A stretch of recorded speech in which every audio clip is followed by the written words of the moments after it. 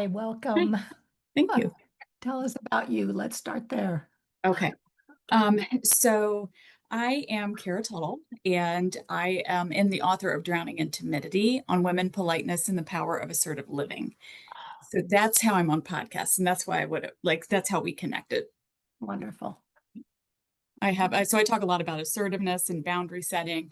And then in my main job, I lead a sexual assault and harassment prevention center on a university campus. So that's what I do when I go to work and go to campus. But the public speaking and the workshops and the facilitation on assertiveness training are, like my hobby and my side projects. It's so basic and so essential at this stage of the game, culturally and interpersonally for women over 40 who, in my case, go along to get along until they can't stand to go along anymore. Exactly. And then nobody taught them how to speak up. We were taught to be still, be quiet, and don't make waves. Yeah. And so when we do it wrong, or we get tone policed, or Yeah. so our audience is white women over 40, typically, who want to advance racial equity in Mhm. within workplaces or social settings or even their families, but don't want to be offensive and don't want to say the wrong thing.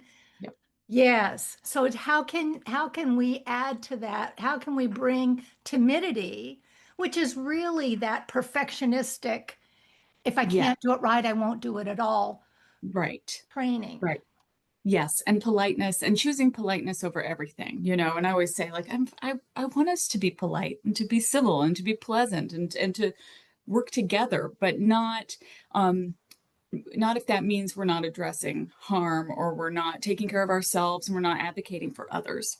Right. And so I do a lot of explaining that assertiveness is not aggression, right? Aggressiveness is something else. Yeah. And I'm even okay with that sparingly. you know like sometimes I match bad behavior with bad behavior. I do. I'm going to be honest. But that passivity and passive aggressive behavior is just not getting us where we need to go, and certainly is not advocating for others. And so one of the things that we teach the college students, which is great, it's great that they're getting it, and we have been for higher ed has been for around 10 years, depending on which school you went to, but at least 5 years, is bystander intervention. And that requires assertiveness, right? And so that is, what is it that I can do to address this racist comment, this guy who's making, this girl uncomfortable? What can I do to address this escalating situation for harm? And there are 5 different strategies that we teach, which I probably wouldn't get into them actually, like in too much detail for a general audience. But um, it's not always that you have to swoop in and be a superhero. It's not always that you have to create this huge disruption, but there is always something you can do. And we start small, and you make those little changes, and then you find that like you're not only changing your life, you're showing up for others. And it's a believing passionately is not enough idea, right? Like, so you can care in your heart and you can think in your head for days about what you wish you would have said or what you wish that person wouldn't have done. But what role are you playing in this scenario, right? In building the culture of whatever group it is or community that you belong to. And so assertiveness is key for that. Otherwise, it's just a great idea that no one has the nerve to do. And so, I recommend it as something that you embrace as daily practice so that when you do need to rise to the occasion, you feel ready to do so. Well, and with those baby steps, each little baby step of using your voice and hearing yourself use your Yes. voice builds strength and muscle for the Yes. next time you use your voice. Yes. And then Yes. you learn that it feels good, actually. It's just like its own reward. Like we think it's so Yeah. insurmountable. And then you're like, no, I did it. I did it. And that feels really good. Or at the end of the day, you think, I can go to sleep knowing I tried. Like I did my best. And we're not chewing on the thing that we didn't say or didn't do, or wringing our hands, or prioritizing pleasantries, which are often fake, Yeah. Again, Yeah. there's nothing wrong with being pleasant. I hope my day is pleasant, but am I prioritizing that over taking care of me and the people I'm responsible for, or me and the things that I care about? Like then we're just going along and maintaining the status quo. Mhm. So I just finished up a site visit with an organization, and in the C-suite, they wanted a culture change until they didn't. They wanted a culture change Yeah. until some of the people who shall remain white and male nameless got uncomfortable. Yeah. And everything revolved around their discomfort Mm. rather than the other 8 people in the room who didn't feel safe to speak up. Have you ever Right. experienced that? And how do we Yeah. bystander intervention when the bystanders Yeah.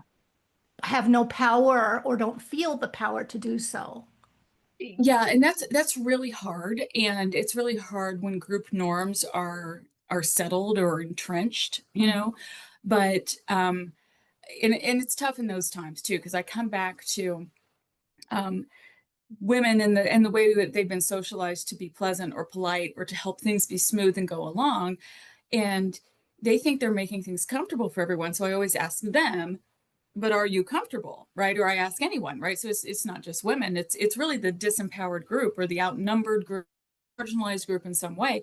And I'm like, oh, okay, but I'm here now. I mean, like, this is probably what you experienced. You're like, I'm here because something isn't working.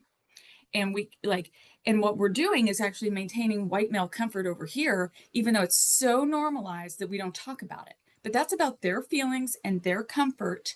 And for them, I'm always like, guys, I'm like, we can do nothing, and I'm happy to take my consultancy fee and go on about my day, except I'm not, and neither are you, I'm sure, because we're I like, know. no, I there's thought. progress to be had here. Yeah. But I get paid either way. I mean, I actually like to be able to drop in because I get to drop in and say the things other people don't feel safe to say. So I try to do that in those moments to leave them then able to have conversations, because then I'm just the outsider and nobody has to be responsible for me and they can't fire me, because it's like maybe it's a one-time gig. I'm We are surprised kindred people, spirits. yeah, people have me back. I'm always Yeah. like, oh, wow, because I'll be like, I didn't think they were ready, but then sometimes they have me back, and that's great. So I think it requires a balancing act of like, you're going to have to call the person who can, and that might be me or you, or that might be the most senior person in the room, or just the most courageous person in the room. It might be the most frustrated person in the room who's just had it, has to do some of the calling out. And behind the scenes, I advocate a buddy system. I mean, this is not rocket science. This is just preparation, because this can feel really intimidating, and it can be, and people can be really vulnerable to retaliation if the voices with some power, authority, or the majority don't like what you're saying. So I definitely do advocate for using assertiveness strategically. You don't want to just come out, I mean, you can loud and proud and call everyone on everything, but it's not the most effective, sadly, because of the way most workplaces, churches, communities, families, I mean, because of the way those have been organized, that you are seen as causing the problem by naming the problem. You are Yes. seen as causing the disruption and creating discomfort, even though the discomfort was there for everyone. So, depending on what's going on, I recommend coming at it in a couple different ways. But at base level, if someone is not willing to assert themselves in some way, whether that's just saying something, you know, I mean, you don't have to call for a review or a task force. It's like you don't have to file the official report, although I support your right to do so. Like in workplace settings, if you've been harmed, I'll help you, I'll go with you, the whole thing. But that feels like a leap for some people, and so it's okay, like, what's the thing we can just start with that Right. keeps it really um conciliatory and moving. But it does require press and pause on the white male feelings, and being Mhm. like, that's entitlement, guys. That's what that is. Like, your entitlement not to feel called upon for the ways in which other people are uncomfortable in the space is just entitlement. It's just privilege. I don't always use those words because then they get Oh yeah, defensive. misogyny, that'll trigger them. Misogyny, patriarchy, you know what I mean? I'm like, Yeah. definitionally, that is what's going on, whether you Right. like the word or not. But Yes. it's about how can we like also be persuasive and effective with our messaging. Mhm. Mhm. So, do you find that women, when let's say a woman is going to practice her assertiveness skills, Mhm. do you find that they are easier to practice those at home or in their church or at work? Or is it equally complicated depending on where their trauma history is? Oh, well, I mean, trauma histories are crucially important, right? And the we can navigate around them, right? Mhm. To an extent, we can.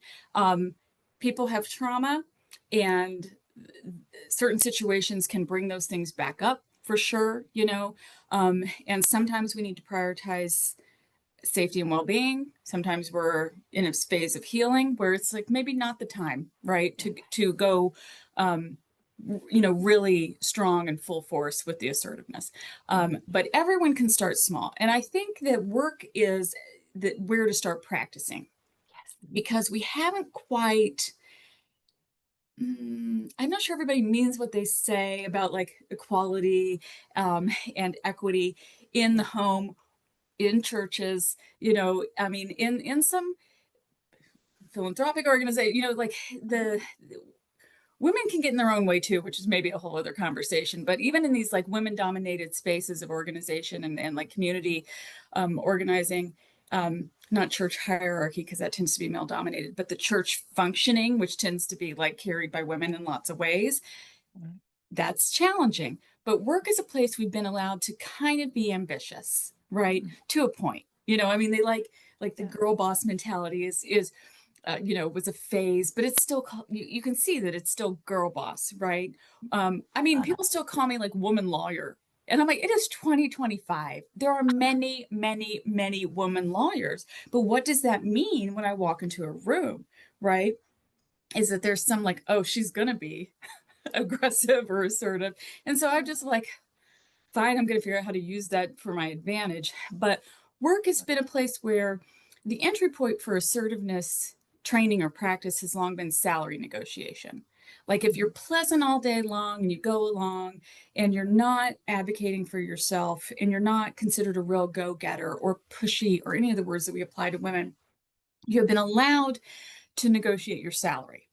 And there have been women's like this real push, and like university women's centers and women's organizations have offered salary negotiation training. mhm. And I give a lot of pep talks. Like I have a lot of younger women who are like, hey, can I talk to you for a minute? And then this meeting is tomorrow. And I'm like, yes, and I'll give you a script and do the best you can, right? But that's not the best preparation we can do. That's a cram session the night before that maybe they can get the sentence out, maybe. But then I'm like, I'm like, get off the phone or get out of the room, just be like, thank you. I'm so excited. And then get out, because they're not prepared for the rest of the meeting. It's just like, oh, I'm going to say one sentence and ask for a salary, or a raise or like a vacation time. And then they don't have kind of the muscle, the strength, the endurance to hold firm in that conversation. And so then we undermine ourselves. So I do think work is a place where it's considered more permissible for women to consider their own advancement. I mean, we're hired to do a job, Right. but Yeah. these are talks that I have to give to women too. I mean, of all ages, actually. I'm like, you were hired to do this job. When you are invited to a meeting, we expect you to participate in the meeting, and that's fine. That's Mhm. fine. Please do. Please be one of many voices. And then when you break it down, everybody's like, yeah, that's how it's supposed to work. Right. But in practice, I just, if you just observe throughout the day who sits at the head of the table, no matter the meeting, if Mhm. there's too many um, people attending the meeting and there's a table and there's chairs on the side, the chairs on the side of the room are always women, Uh, all ages. It's not just the junior, it's not just like the program coordinators. So that's like an entry level position for us. It because sometimes they're more assertive, which I welcome. They should feel right. entitled to be there. They should feel entitled to an equal space in spaces where they're invited to participate, right? Like, um, But then, you know, so we're disempowering ourselves just by where we choose to sit, body language, how we choose to engage. You know, I like to say, like, as you're walking across, for me, a campus, that's my workplace, are you the person who always moves out of the way? Mhm. I don't want to, like, let's not knock anyone down. And sometimes if someone's, you know, on crutches or in a wheelchair, yeah, we're going to move out of the way. But this is going to tell you something about yourself. Are you always moving yourself out of the way? Are you always taking the seat in the back? Do you ever get an armrest on a plane? Right. So there are really small ways to figure out where you're starting on your assertiveness journey. And you can practice those little things that people don't even know you're doing. Right.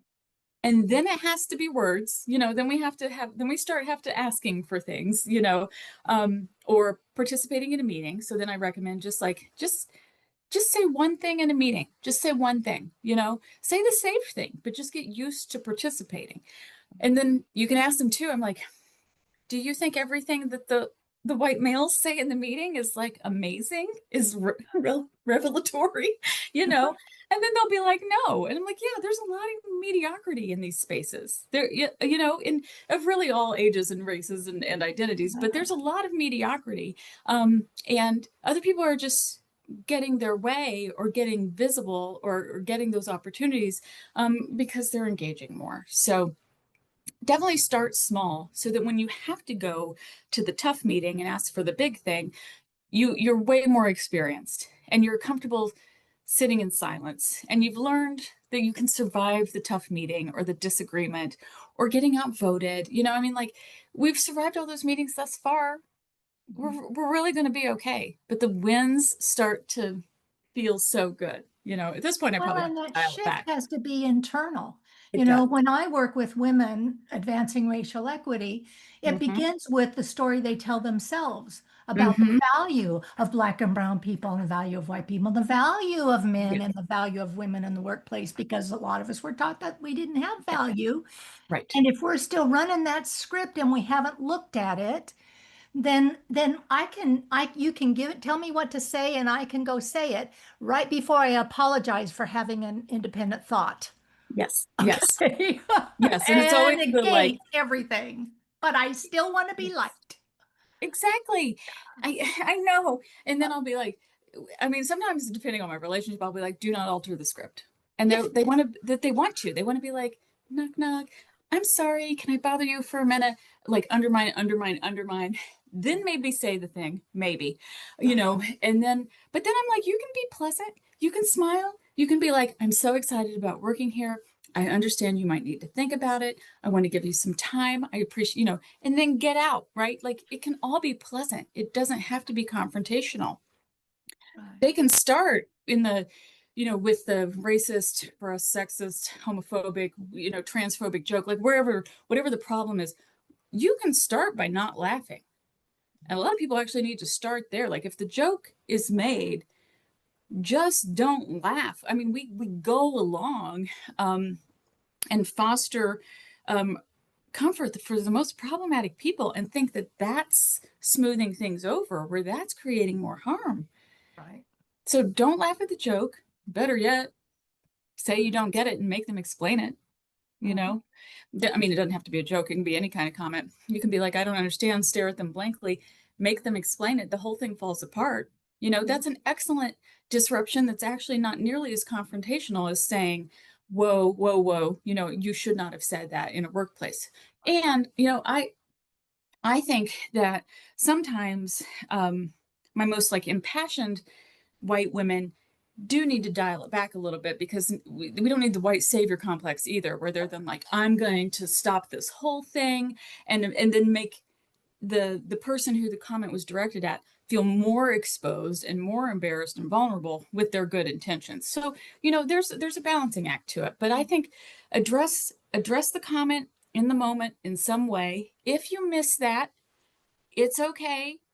There's still no excuse to do nothing. You can always go back to the person and be like, I'm really sorry, you know, and say like, I didn't know what to do in the moment, but I did think that was really inappropriate and I wanted to check in with you. That's so meaningful to the target of the bad behavior.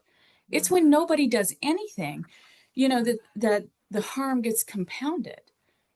They want to know that that was they want to know that people knew that was wrong and that people care about them in the workplace or the organization.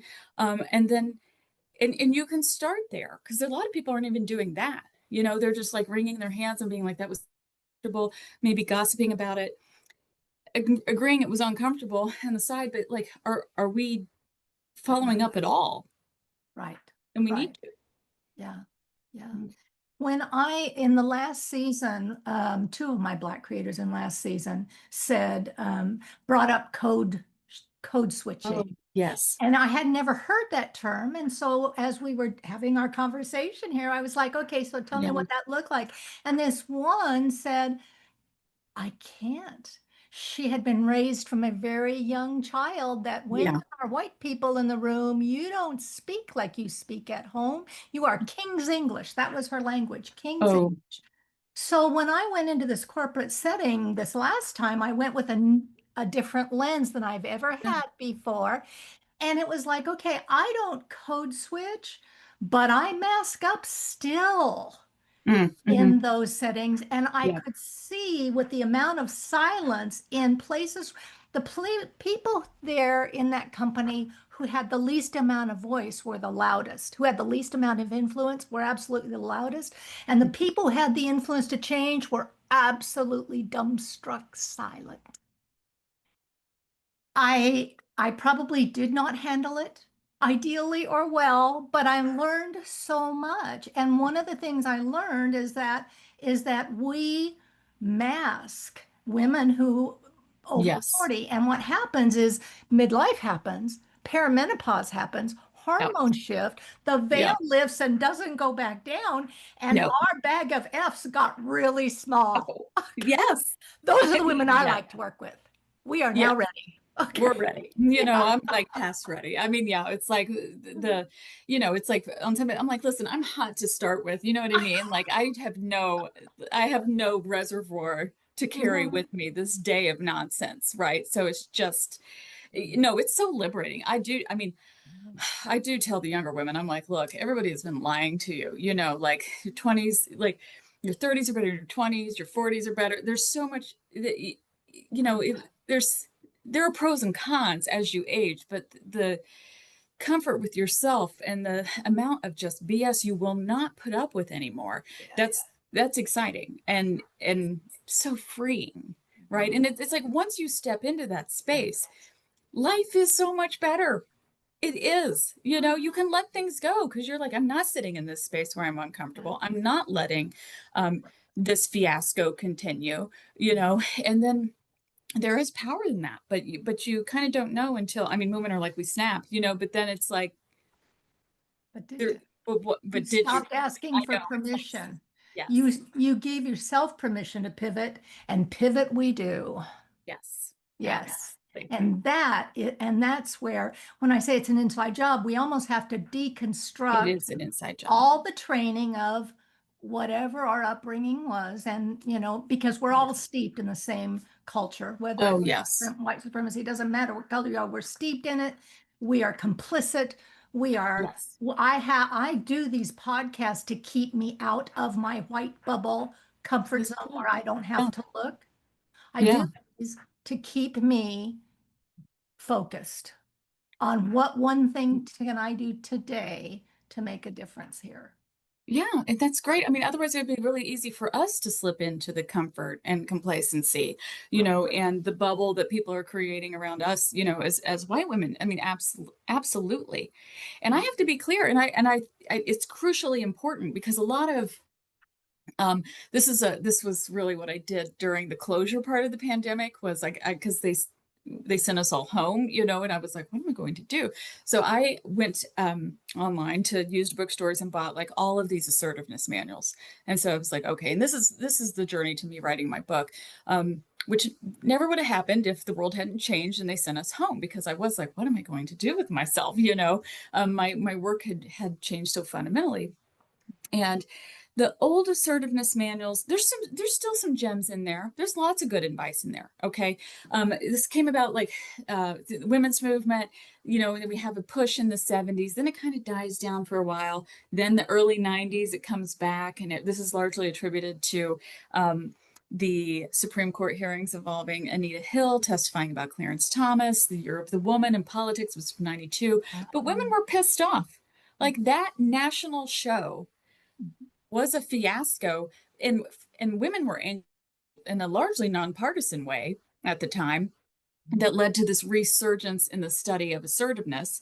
And then it died back again for a while, but we've definitely had renewed interest, which is really exciting. But what people, I think, are getting right or better than the first two times around are acknowledging that identity matters. I get to be angry at work, but I am a feminine white woman, um, who is passionate about sexual assault prevention. They create space for me to be angry about that, right? And I do say I'm angry about that, and we should be allowed to be angry about that. That happens too often. But the privilege that I get by being in this package, Yeah. is wildly different than if a Black woman were leading the center that I run. Yes. And the Black women on staff and the Black women I work with, like they know that. I've even worked in, this is a university women's center. So I came up through university women's centers before the job that I have now. And there was a Black woman older than me, more senior than me in the workplace, but strategically, she'd pull me aside and be like, look, we're so much more likely to get a yes if you go ask for this. And we had trust and we built that, which was, I'm so glad she felt like we could have that open conversation. But she was right, because of the racism, that existed in these more progressive spaces on a college campus. That was still a barrier to her being effective. So, she couldn't be assertive in the same way that I get to be assertive. Then I was young, so I got to be like young and feisty because I have activist, vibes. But there was not space. And I mean, that was not a lack of nerve on her part. That was an eye roll, like, this is ridiculous, but we need to get the yes to help other women. Will you just go to this meeting and ask this person for this? I forget what it was, but like maybe a funding or time or space or something.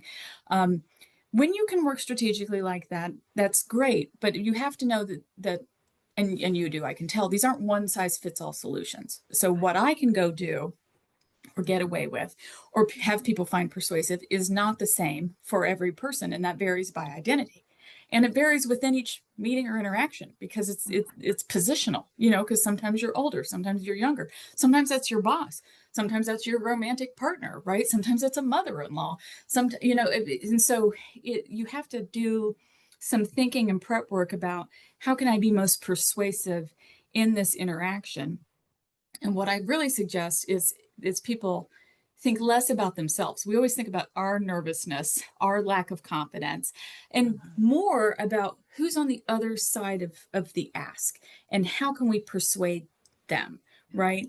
Because that matters at least just as much. Right. Right. People say to me, why do you work with white women? And I say, because we are the ones with positional power, Yeah. privilege, and perception. We have access to the policymakers that a Yes. Black woman, no matter how many PhDs she has, will never be heard Right. because they're marginalized. So my intention is to use this unearned privilege for good. Yes. Everyone really should. It's not my quote. You've probably heard it a million times, but use what you can where you are with what you've got. Mhm. That's the best we can do. Yeah. And then I think after I undid all my years of socialization, parenting, growing up, societal messaging, then I realized, oh wow, like I'm in this position that has so much potential for influence. Now if I walk with purpose, I think I could get away with anything. But you got to figure out how to use that for good. And a lot of the assertiveness manuals or like women's empowerment books, business or otherwise, are really focused on the self, like get your raise, get your set your boundaries in your relationship. But what we've got to do, especially as white women, is like I want to be on your shoulder. I mean, every talk I give is like, this is not just for you and your personal gain. You have got to take up others with you. You have got to use your privilege. Like, do not talk to me about wanting things to be different. What are you doing about it? What are you doing about it?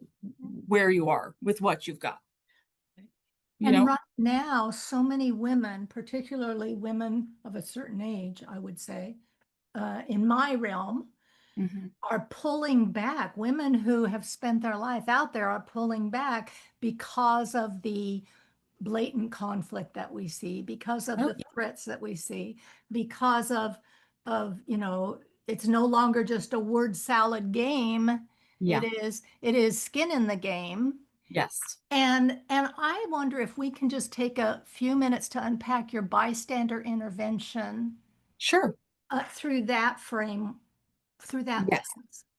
It's a very scary time. It is a very hectic time, right? There's so much noise, Mhm. and it's hard to cut through. And I mean, I feel tired.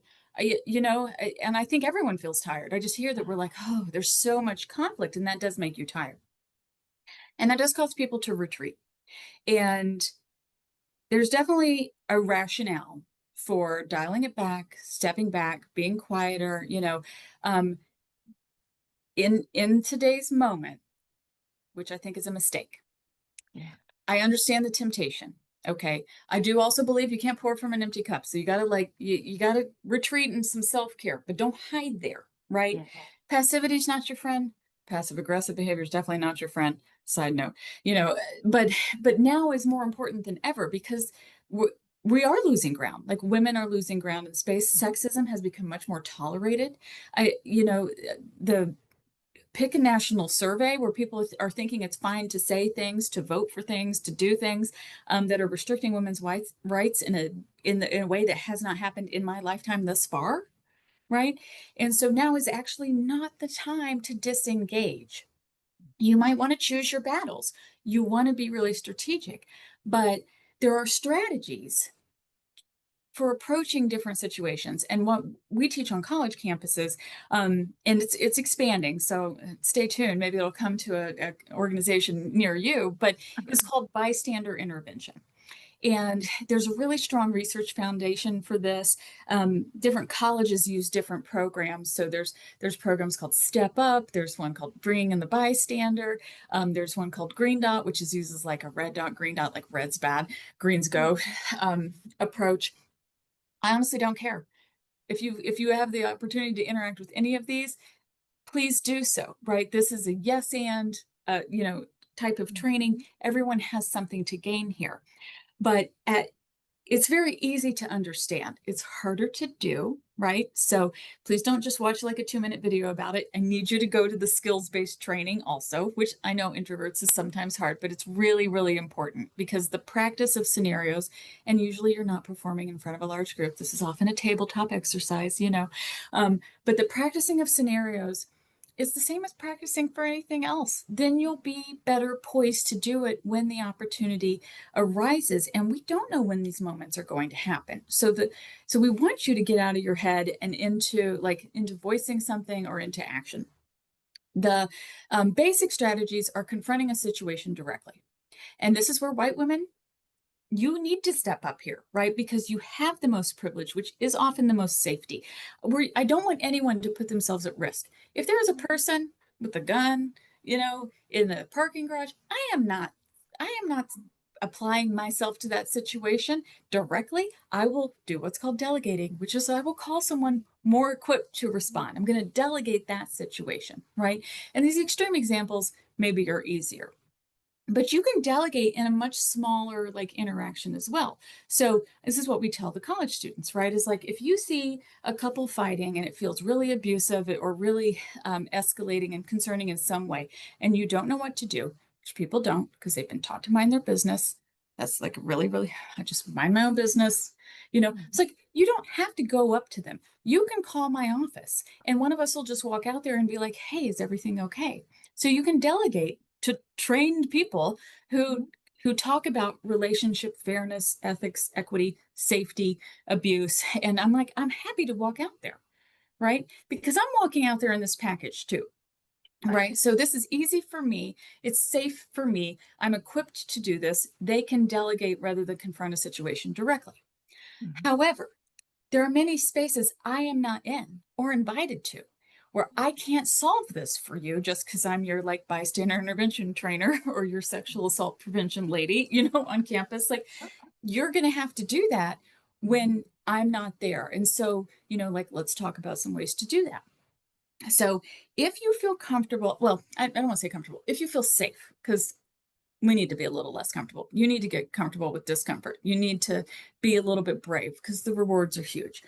But when it's physically safe for you to do so, confronting a situation directly does have really strong results. And it doesn't have to be rude and it doesn't have to be aggressive, but you can be you coming up and being like, "Hey, is everything okay?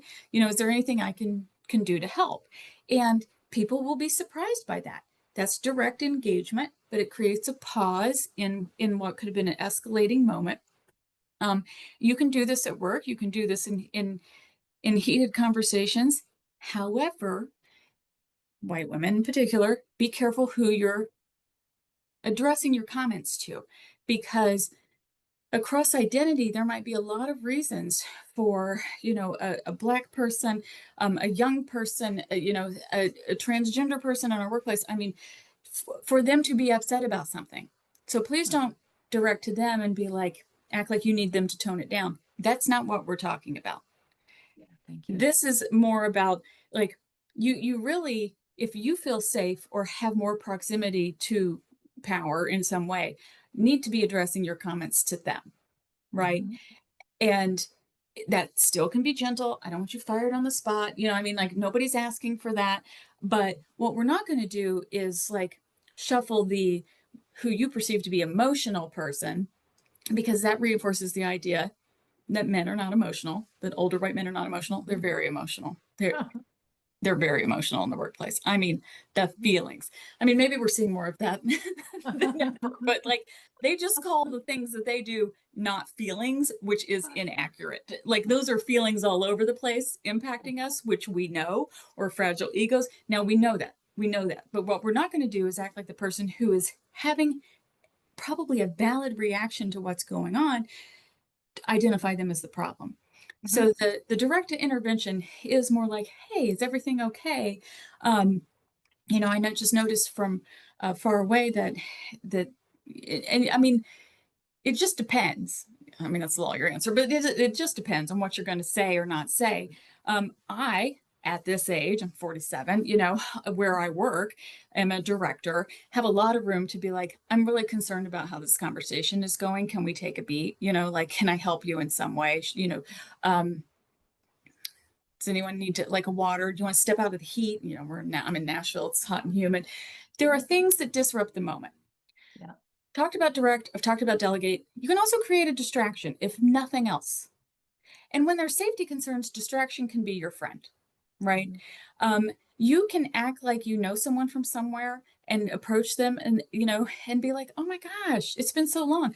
That will cause confusion. That is a distraction. You don't actually have to know them. This is the little white lies if you're comfortable. If you're not, we'll find another way, but can be your friend here. You can just stand awkwardly close to someone, if you can be awkward or clumsy, women, you can lean into gender norms in these moments, right? So there's a lot of space in public settings. Like, I'm in Nashville, it's a fun town. There's lots of going out to be had in live music, but women go to the bathroom together all the time. And you can just grab your friend and be like, hey, come with me. That's considered really acceptable. That can disrupt a moment. You can then check in with that person once you've gotten them away from the interaction. And so these are different scenarios. If we were doing a workplace one for racism and xenophobia and other things, so we do workplace scenarios, but distract, delegate, direct interventions are the main ones. And then when we teach others, they're all D's, for like memory. If you can create a delay, that helps, and then that can create opportunities to do the others. And then documenting is often your friend, right? If nothing else, and it's appropriate. I don't want you necessarily filming from afar in a voyeuristic way. I don't want you filming something from afar and then putting it on social media. I'm like, have you helped the people involved? Maybe, maybe not. But you can document, or you can serve as a witness. you know? So in the workplace, when these situations um, escalate because they haven't been resolved appropriately, a lot of them are word against word. When you have to go to HR or whoever's doing the like inquiry into the issue, be a witness. And I have Mhm. so many white women who retreat there and say, I just want to mind my own business. I don't want to Oh, cause any yeah, problems. But I'm like, they need, we cannot address situations in the workplace without witnesses, right? They want evidence. mm, All of the investigators in all of the ways, whether it's law enforcement, whether it's HR, like they want some sort of evidence. And word against word, you're going to get maybe some coaching on both sides, but not resolution. And if we're not connecting those dots and having um, someone rebut whatever business defense or sexist, racist, I mean, probably defense that the person is making, we're not going to get change. We're not creating culture. So a lot of things fall apart there. And I'll wrap up, and the target, of the person who's been harmed, that's what's so devastating to them is that the people who they thought were their friends, peers, and colleagues didn't have their back. right. Because people understand that there are jerks in the workplace or that Yes. one bad thing can happen. Yeah. What is so much harder to understand, heal from, wrap your head around, Mhm. stay, deal with is the inaction of your friends and colleagues. Exactly, exactly. It is silence doesn't keep you safe. Keeps you Oh, social, no. but it Yes. doesn't keep you safe. No. And if you are the one who is being victimized in that situation, it is not somebody doing it wrong that will Oh, that will make it unsafe for you. It is somebody not doing anything at all yeah. that stays with you. It feels so hard to be like, I'm the only one, or no one stood up with me, right?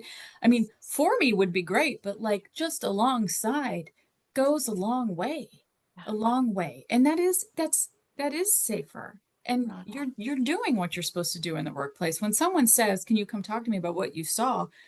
That's a perfectly like you're not doing anything to the person who behaved badly.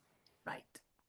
You are Mhm, repeating facts as a witness. mhm, mhm. And I mean, it's they created the problem. You are not creating the problem by supporting, going to a meeting with someone, checking back in with them, being a witness.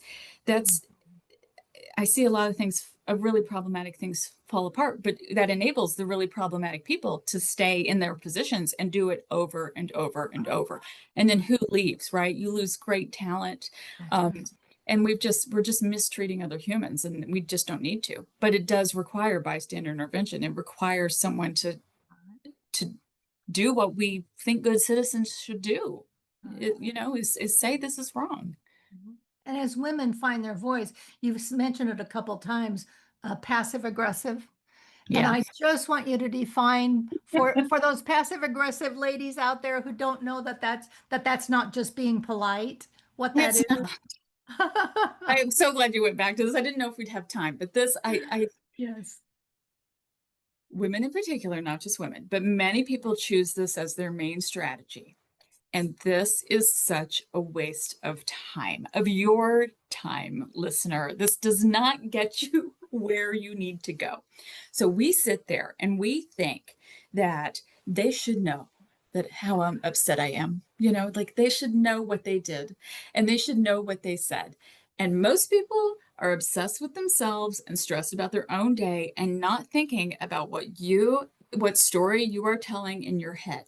And you might hold on to this comment or whatever they did for 3 days, right? And so what have you done to yourself in that time, right? You're stressed, you're mad, you're grumpy, your jaw's clenched, you're not sleeping, you're stress eating, I don't know. All the coping mechanisms that go along with passive aggressive approaches are not you taking care of you, are not you confronting the problem. You are ruining your own day. You are negatively impacting your own health. Because I'm telling you, most of the time they don't know. Sometimes they do know, but they're going to be fine avoiding the conflict because they're getting their way of Right. not addressing your needs. Mhm. So, in what way is passive aggressive behavior getting anything done, right? Positioning you, it's not persuasive, right? It's not It's not strength. It's not persuasion. It causes a lot of like over time resentment and health problems, insomnia, anxiety, depression. And that's coming from a really disempowered state. So it's you don't always have to be poised to act and know what to say. But what is not an accept like for me, it's a cop out to be like, well, they should know, you know, and I'm just going to give them the silent treatment. And then like clear communication, like assertive communication is you showing up, being engaged, saying these are my needs and or wants, and I have room to do this. I'm like, I talk with my hands, but like you have a boundary that is yours. You know, you are allowed to advocate for yourself, wants and needs in life, in relationships, and so do they. Mhm. And if we can create this beautiful Venn diagram and have a healthy relationship, great. But sometimes we can't. And you might wish that the other person would feel differently or think differently or behave differently, but your passive aggressive approach is not getting you the result that you want. It's not getting you there. We might have to confront some tough realities when they're like, no, I'm unwilling to change, or I hear you, but I disagree. Is that so awful? You're going to survive the disagreement, right? You're not avoiding conflict, you're delaying it and you're internalizing it in ways that are harmful to you. But man, or woman, like I hear this all the time where they're like, well, I like to do this. And people think it is strategic and they think they're proving a point. And I'm telling you, how many times has someone said, well, I didn't even realize you were upset by that. And then you're mad because you've been upset by it for days. Not Right? fair to them. They didn't even know there was a problem, you know? I mean, because then they have to be like, oh, so then they're caught off guard. Then you're mad because they didn't understand it was a problem. This has ruined your days, weeks, months, whatever, Then they might apologize even quickly, but that's you have all of this built up. And so then that's not satisfying for you because you've made a mountain out of a molehill, right? Yeah. By delaying. Right. And the only story that matters is the one you tell ourselves. And so the Yeah. longer we hold our tongue, the more internal dialogue, the more, and I'm going to say, and he's going to say, and I'm going to say, and it kind of gets away from us. Our season 3 it is time to wrap, but I've enjoyed this conversation, Cara, so much. You are an amazing, creative, and communicative woman. Um, when I tell people that they don't have to be loud, but they do have to be clear. Yes. It is just that simple. It is knowing Yeah. yourself well enough to know your dance space and the power that you wield and where. And so it's intuitive and it's a lot of things. But Yeah. season 3 is resilience reimagined. And Oh, everything you've talked about feeds into that. So do you have any parting thoughts for us? And where do we get more of you? okay. Yes. I mean, my favorite reading on this topic, and it's so relevant because of the way you focus on racial equity and addressing racism, and is The Transformation of Silence into Language and Action by Audre Lorde. It's a speech she gave at a conference after she got a breast cancer diagnosis, but it is so beautiful and powerful and clear and persuasive. I honestly, I teach one class in the spring in my current job, and I read it to them like on the last day of class every year. It's my favorite thing. If you want more of me, though, you can find me online at drowningintimidity.com. Um, I did write a book during the pandemic, which I've mentioned, and so it's available where books are sold, including through the website. But for your listeners, if they log on to my website, I've created some free worksheets for them to just get some downloads from the website. And yeah, you can find me on LinkedIn. You can find me on Instagram. I'm really passionate and excited about this, so I welcome all questions and contacts. Wonderful. Thank you so much for your time today. We've enjoyed you as a guest. And we will be running clips of this the week after it drops. We drop Fridays at 3. The week after we run clips on our social media and we'll tag you. Okay, that sounds great. Thank Thank you. you.